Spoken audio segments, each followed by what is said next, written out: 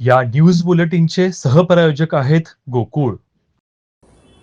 शहरातील मध्यवर्ती बसस्थानकाच्या परिसरातील महालक्ष्मी चेंबर समोर दुचाकीचे डबल पार्किंग तसेच चारचाकी, रिक्षा व इतर वाहनांनी अवैध पार्किंग मोठ्या प्रमाणात होत असून त्यामुळे एसटी बसेससह अन्य वाहनांच्या वाहतुकीत अडथळे निर्माण होत असल्याचे शहर वाहतूक नियंत्रण शाखेच्या निदर्शनास आले आहे.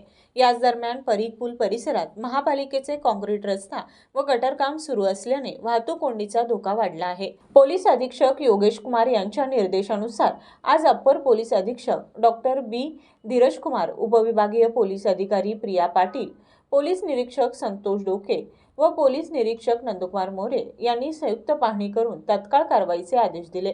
त्यानुसार सहाय्यक पोलीस निरीक्षक जाधव यांच्या मार्गदर्शनाखाली क्रेनद्वारे अस्ताव्यस्त उभी केलेली वाहने हटवण्यात आली. तसेच आवश्यकतेनुसार दंडात्मक कारवाईही करण्यात आली.